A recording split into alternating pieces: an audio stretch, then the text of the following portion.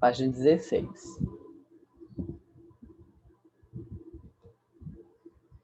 Então, sistema sensorial. O sistema sensorial é aquele sistema que fala dos nossos sentidos. Quais são os nossos 5 sentidos? Estão aqui do lado a figurinha. Ó. Os nossos 5 sentidos são compostos pelo tato, gustação, audição, visão e olfato. Então, nós temos esses 5 sentidos. Os nossos 5 sentidos, eles são tato para a gente sentir as coisas, a gustação para nós sentirmos o gosto, a visão para nós vermos, a audição para nós escutarmos e o olfato para nós sentirmos. Os sentidos permitem perceber o ambiente, tornando possível reconhecer o que está à nossa volta. Os estímulos do ambiente são percebidos por estruturas do organismo capazes de detectá-los e captá-los. Os estímulos são as informações do ambiente percebidas por nossos sentidos, como calor, luz e sons. O ser humano possui 5 sentidos: tato, gustação, olfato, visão e audição. Cada um deles está associado a um órgão específico. Daí, a gente tem, inicialmente, começando pelo tato. O tato, ele não é só quando vocês são menores e é falado lá na educação infantil, que é falado sobre o tato, fala que o tato são as nossas mãos. Porém, o tato não são as nossas mãos. O nosso tato é a nossa pele. Então, tudo que tiver pele tem tato. Onde é que tem pele no nosso corpo? No corpo inteiro. Então, a gente tem tato no corpo inteiro.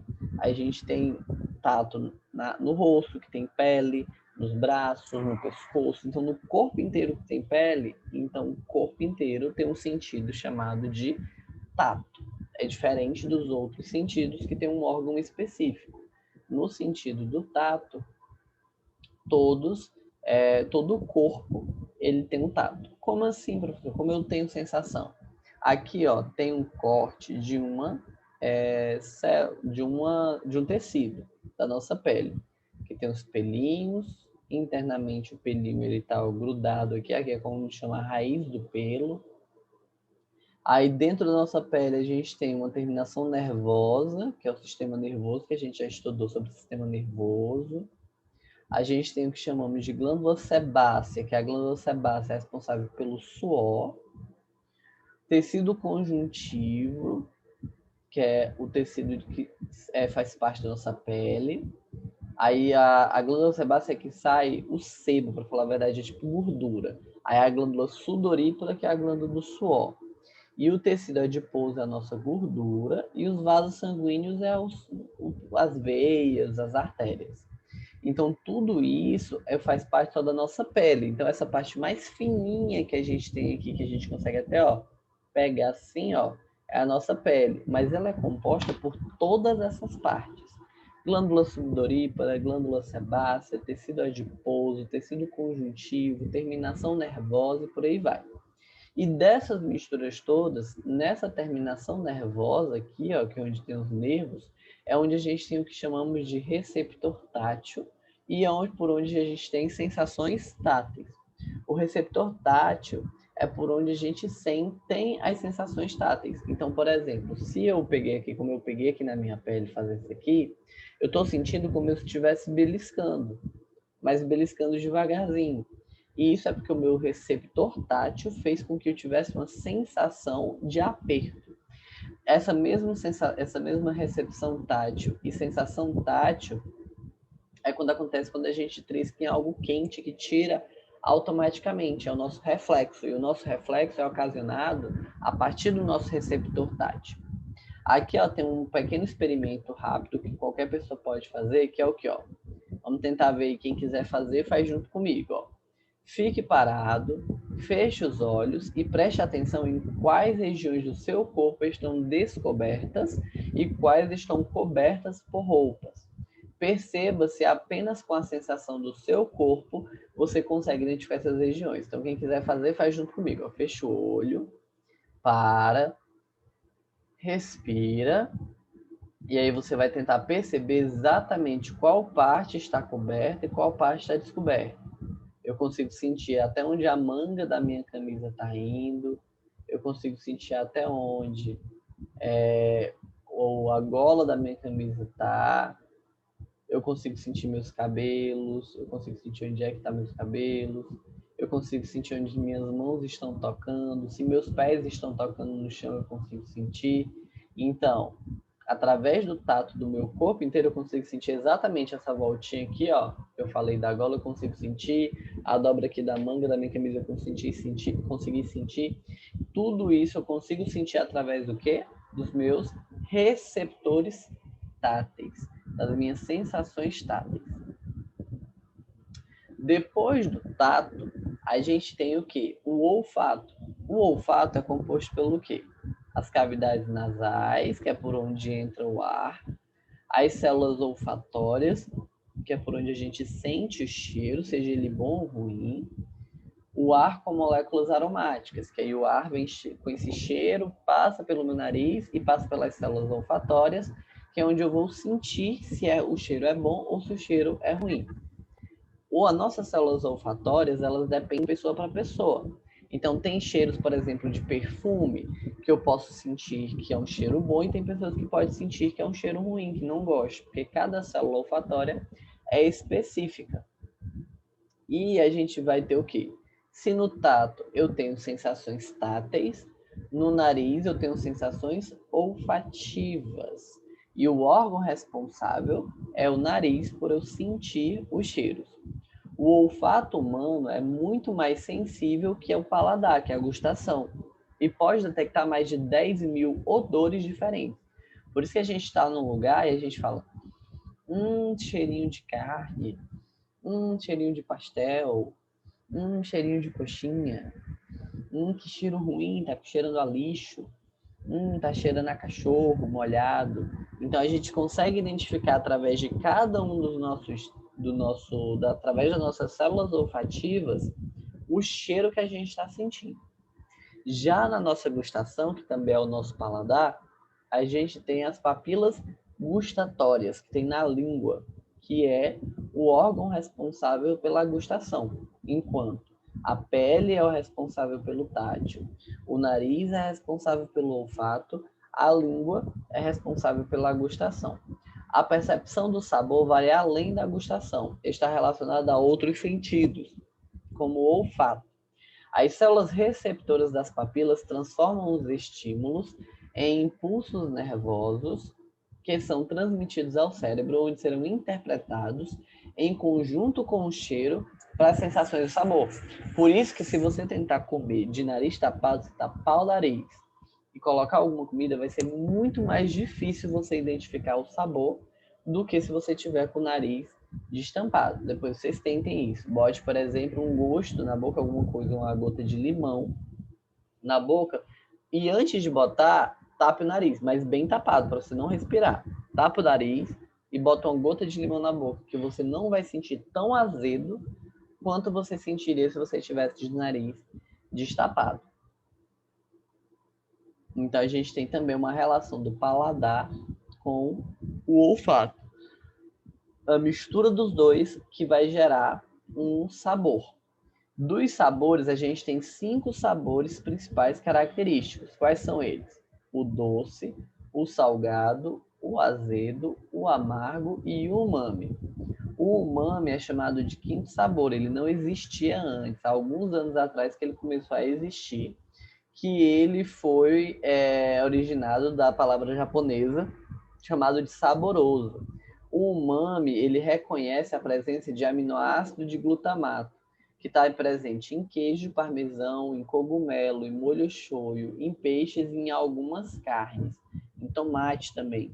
Se você morder um tomate, por exemplo, você não vai dizer que o tomate ele é salgado, que o tomate é doce, se você não botar um sal ou um açúcar. O tomate tem um gosto característico de tomate, e esse gosto característico de tomate é umami. Então, a gente tem o que é doce, uma coisa que é doce, frutas, né? Laranja, como essa laranja tá doce.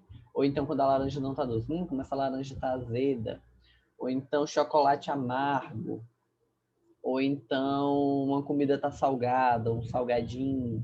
E aí, quando não é nenhuma dessas 4, como o tomate, que não é nenhuma dessas 4, é umami. Então, Você vai dizer, mas tá umami, esse gosto está muito umami. Que agora, com o passar do tempo, a gente está começando a adquirir cada vez mais esse costume de saber que o umami também é um gosto. Mas é muito difícil ainda relacionar, porque não é algo que ainda foi inserido no nosso cotidiano, dizendo como está umami.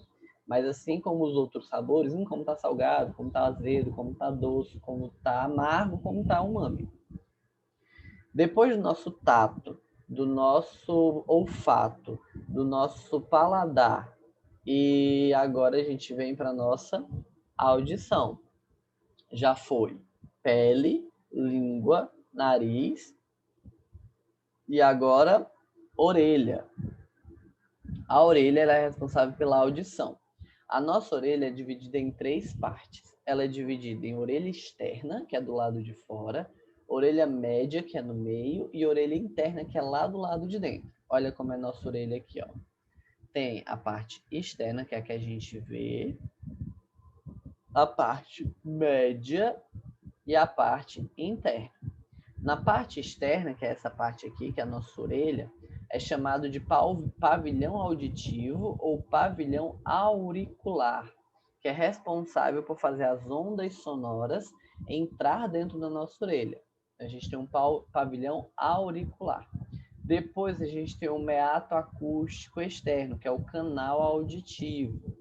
Depois que passa por esse canal auditivo, vem a membrana timpânica ou tímpano, que é uma pelezinha bem fininha, que tem que ter até cuidado na hora de usar cotonete para não enfiar demais o cotonete e acabar rompendo essa pelezinha, porque ela é responsável pela primeira audição. Então, se você romper, você vai perder parte da sua audição. Depois do tímpano, a gente tem os ossículos, que são ossos bem pequenininhos, os menores ossos do corpo humano, se encontram na orelha, e eles são divididos em martelo, bigorna e estribo, são o nome desses ossinhos, e eles são responsáveis por ficar batendo assim quando a gente escuta alguma coisa, que nem agora. Vocês estão escutando a minha voz, eles ficam batendo para poder levar essa informação para os canais semicirculares e a cóclea, que é essa parte aqui, ó, parecendo um caracol. Essa cóclea, ela tem um líquido dentro dela que é responsável pelo nosso equilíbrio também. Então, o nosso equilíbrio fica dentro, responsável por essa parte do nosso corpo, que é a cóclea. Depois que passa pelo canal auditivo, que passa pelo tímpano, pelos ossículos, pela cóclea e também por essa parte aqui, que é um arco, que são os canais semicirculares, a gente leva esse som elevado para o nervo auditivo e também tem uma relação com a nossa garganta, que é uma parte chamada de tuba auditiva, que conecta a orelha com a faringe, que é a nossa garganta aqui de trás.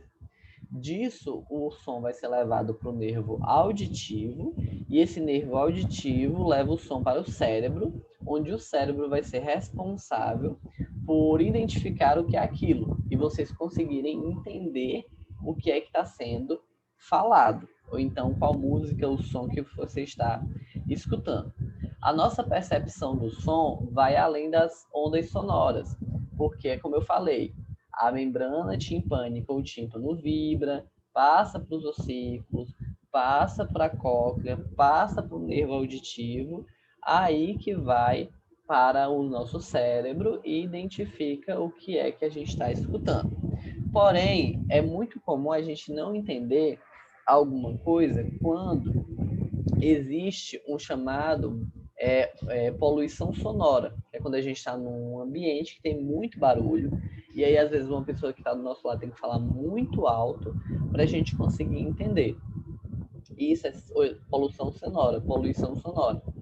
Pessoas com audição normal, elas escutam de 10 a 15 decibéis, que é a unidade de medida do som. Sons de até 85 decibéis são considerados inofensivos à audição. Então, a gente ouve de 10 a 85.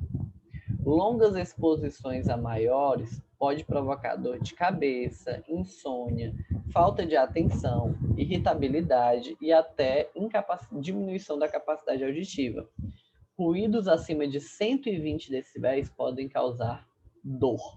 Então, por isso é perigoso, tipo, fone de ouvido. Se vocês forem usar fone de ouvido, usar num volume mais baixo. Por quê? Porque ele já está entrando diretamente no teu canal auditivo.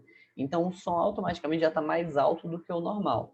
Por ele estar mais alto do que o normal, é importante que vocês tenham conhecimento de que o som precisa estar baixo. Se ele estiver muito alto, vai chegar um momento que seu tímpano ele não vai vibrar do mesmo jeito, porque ele está cansado, e aí você vai ter cada vez mais perda auditiva. Então a gente escuta de 10 a 85, passando de 85 já é muito alto para a gente, e passando de 120 já pode causar dor na audição. Alguns exemplos, ó. Numa biblioteca fala-se baixo, então a gente escuta em média apenas de 30 decibéis, que fica falando cochichando assim do lado. Esse som é em média 30 decibéis. Entenderam? Entenderam? Vocês conseguiram escutar o que eu falei? Sim. Então, esse som cochichando é em média de 30 decibéis. Já uma conversa normal, que nem a gente está tendo aqui, falando, já é em média 60 decibéis que vocês estão escutando. Já quando você está na rua e passa carro, passa moto, é quando já está muito barulho, que é a poluição sonora, já é considerado 85 decibéis, que é o nosso máximo. Passando de 85 decibéis, uma festa pode superar 90 decibéis. Paredões, quando a festa é em um ambiente fechado, que tem muitas caixas de som, ou até mesmo agora que está tendo política, que bota as músicas muito altas nas caixas de som, aí ultrapassa de 90 decibéis, que é difícil até você escutar uma pessoa que está do seu lado, se ela não falar bem pertinho do seu ouvido. Uma serra elétrica, ela já vai de 100 decibéis acima. Um show de rock que é muito alto, a guitarra e o jeito que eles cantam, passa de 110 decibéis. E um motor de um avião já passa de 140 decibéis. Então, se você estiver muito perto de um avião, por exemplo, e ele estiver ligado, você pode até sentir dor de ouvido, como se tivesse alguma coisa. Você faz até assim, tapa um pouco o ouvido, para poder não sentir dor, que pode gerar até dor, porque o seu tímpano ele está recebendo ondas sonoras muito fortes. Então ele está tremendo muito forte, pode causar uma dor no seu nervo auditivo. Outra coisa que eu já expliquei para vocês, que está falando, é que a cóclea ela é responsável pelo nosso equilíbrio. Então tem dentro de um líquido, dentro da nossa cóclea, que, por exemplo, se você pegar um copo com água, não sei se já expliquei isso para vocês, mas eu acho que eu já expliquei, mas vou falar de novo. Você pegar um copo com água, pegar um canudinho ou algum pauzinho e ficar rodando para um lado, se você tirar esse pauzinho, a água vai continuar rodando para o mesmo lado que você rodou.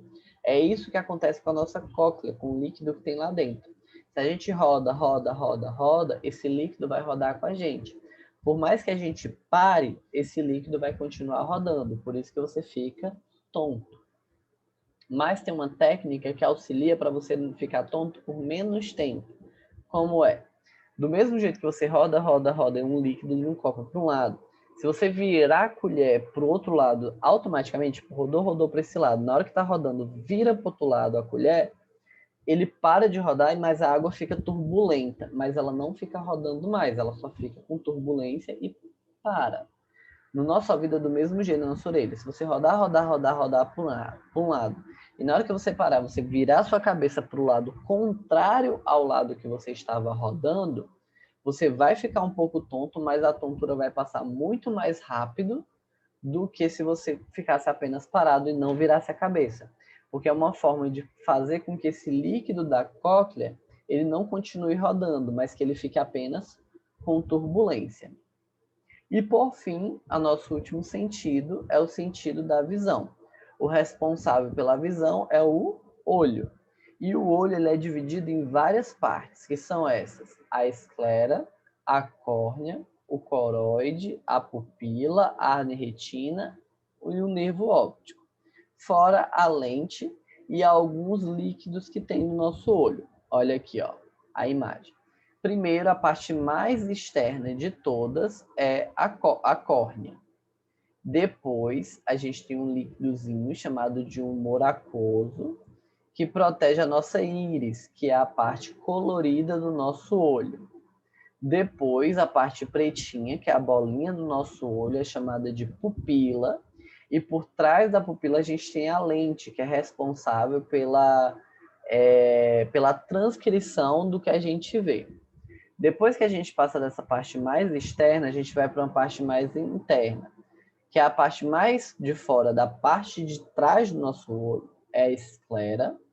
Depois vem o coroide, aí vem a retina, que circula todo o olho, que fica por trás da nossa lente. E aí vem o nervo óptico, e por dentro do nosso olho inteiro tem o humor vítreo, que é outro líquido, e os vasos sanguíneos. O nervo óptico tem a mesma função do nervo auditivo. Professor, é muito estranho estudar isso. Por quê? Não sei, me dá uma coisa ruim. Mas aí você entende melhor o que é que tem dentro, porque às vezes a gente não conhece, a gente vê a orelha, a gente vê o nosso olho, e a gente não entende o que é que tem tanto por dentro ou por trás do nosso olho.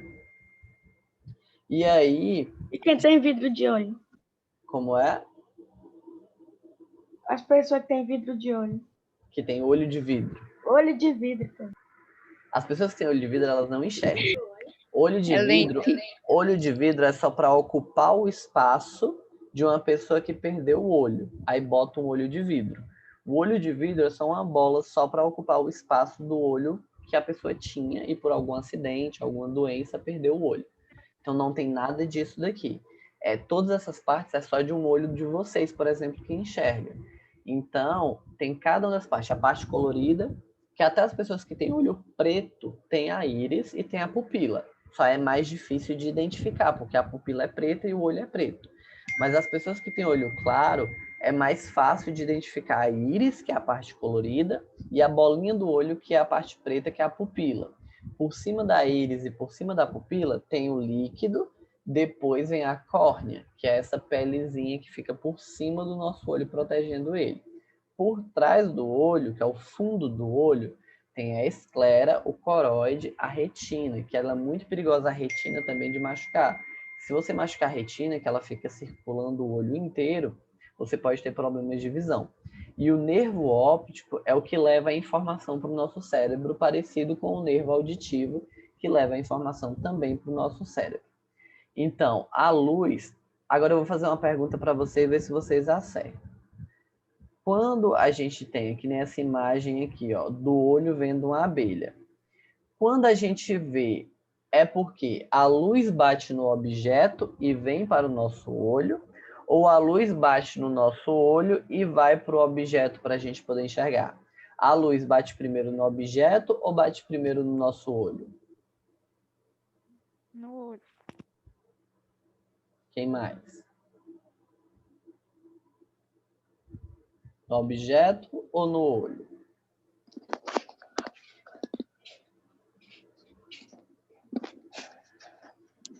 Hein, gente? No objeto ou no olho? Acho que no objeto. No olho. No objeto. No objeto. Então, a No luz, objeto. ela bate primeiro no objeto. Então, a luz vem, bate no objeto, reflete no objeto ou na pessoa que você está enxergando e vem para o nosso olho. Só que quando a imagem vem para o nosso olho, ela vem de cabeça para baixo. Porque ela vem como se fosse um espelho de cabeça, como se fosse um espelho contrário e de cabeça para baixo. A lente do nosso olho, que fica ali por trás da nossa pupila, é que é responsável por focar a imagem e desvirar. Então a gente só enxerga uma pessoa do jeito que ela é, porque a nossa lente desvira a imagem. Professor, como assim? É uma questão de luz. A luz, quando bate no objeto e ela reflete, ela vem de cabeça para baixo para o nosso olho. Então, a responsabilidade do nosso olho é desvirar essa luz que entra no nosso olho para a gente conseguir enxergar o objeto do jeito que ele realmente é. E aí, para poder a gente conseguir enxergar, passa por todas as camadas, vai lá para trás, inverte, manda a informação para o cérebro e aí a gente consegue enxergar a imagem colorida e do jeito que ela realmente é. certo? Então, a nossa aula de hoje era até aqui. Na aula que vem, a gente vai continuar dessa parte, a gente vai falar um pouco sobre a entrada da luz do olho, olha, tamanho da pupila, da íris, direitinho, algumas características e continuar o nosso conteúdo. Deixa eu falar, explicar para vocês como é que vai acontecer. A gente vai ter aula. Professor, Oi, pode falar. aquelas pessoas que, quando